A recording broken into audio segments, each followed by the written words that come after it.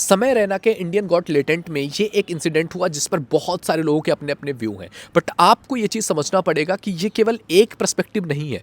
एक पर्सपेक्टिव को पकड़ करके अगर आपने डिसीजन देना स्टार्ट कर दिया कि मैरिज में ये नहीं होना चाहिए, वो नहीं होना चाहिए, आपको ये समझना पड़ेगा कि इसके डिफरेंट पर्सपेक्टिव भी हो सकते हैं। क्योंकि जिस इंसान की आप बात कर रहे हो, जिस लेडी की बात कर रहे हो ना, वो आल्ट बालाजी जैसे साइट्स पर काम कर चुकी हैं, यानी कि वो बोल्ड मूवीज़ में काम कर चुकी हैं। तो उनके फैमिली को तो पता ही होगा इस चीज़ के बारे में। जो हम कह रहे हैं कि नहीं फैमिली को नहीं पता होगा, हस्बैंड को बिना बताए आ गई, नहीं भाई, पता होगा फैमिली को।